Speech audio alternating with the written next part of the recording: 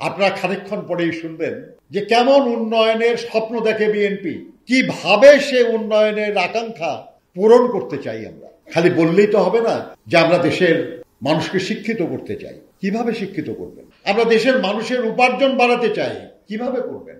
আমরা কর্মসংস্থান সৃষ্টি করতে চাই, কিভাবে করবেন? আমরা নারীদের অধিকার সুনিশ্চিত করতে চাই, কিভাবে? আমরা স্বাস্থ্য সেবা নিশ্চিত করতে চাই জনগণের জন্য, কিভাবে? আমরা আমাদের যারা মসজিদের ইমাম মুয়াজ্জিনরা আছে, আমাদের বিভিন্ন ধর্মের উপাসনাগুলো আছে, সেখানে যারা আছেন তারা সমাজে মর্যাদাবান ব্যক্তি, কিন্তু তাদের সামর্থ্য কম হওয়ার কারণে তাদেরকে অন্য কারো উপর নির্ভরশীল হতে হয়। ফলে এটা তাদের জন্য মর্যাদা হানিকর বিষয়। কিভাবে এই মর্যাদা হানি আমরা দূর করতে পারি? এই সব কিছু আপনার খানিকক্ষণ পরেই শুনবেন আমাদের সহকর্মীদের কাছ থেকে।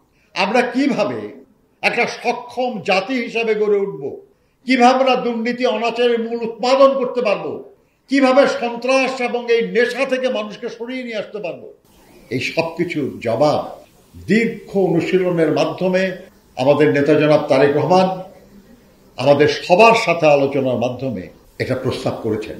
আমি বিশ্বাস করি যে আপনারা এগুলো জানার পরে নোট নেবেন দয়া করে, এবং তারপরে আপনাদের নিজস্ব ভাষায়, নিজস্ব ভাবনায়, নিজস্ব চিন্তায়, আপনাদের এলাকার রেফারেন্সে আপনারা এগুলো জনগণের মাধ্যমে প্রচার করবেন। Bashundhara public school and college 2026 শিক্ষাবর্ষে ভর্তি চলছে। যারা দেশনেত্রী বেগম খালেদা জিয়ার সৈনিক, যারা তারেক রহমানের সৈনিক, তাদের মাথায় রাখতে হবে শুধু যে যিনি দেশটাকে স্বাধীনতার ঘোষণা দিয়ে স্বাধীন করেছিলেন, যিনি তলাহীন ঝুরির অপবাদ থেকে মুক্ত করে বাংলাদেশকে একটা সমৃদ্ধ রাষ্ট্রে পরিণত করার চেষ্টা করেছিলেন, যিনি দেশের মানুষের কল্যাণের জন্য কাজ করেছিলেন, তিনি শহীদ হয়ে গেছেন।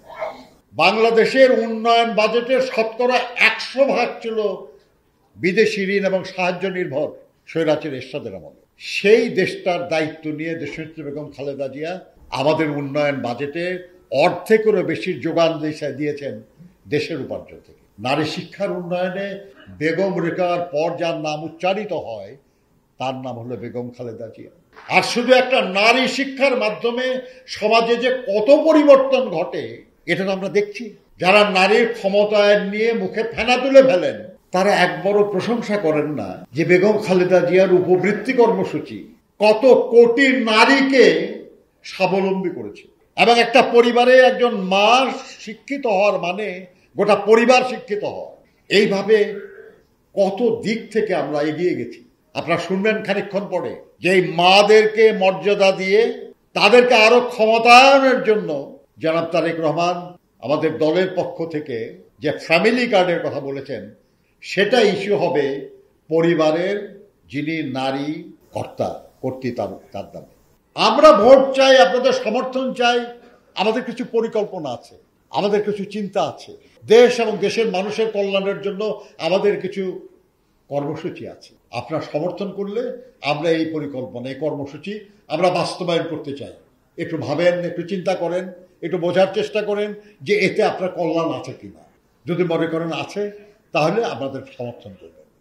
এই হলো বক্তব্য, আপনার আর তো কিছু না।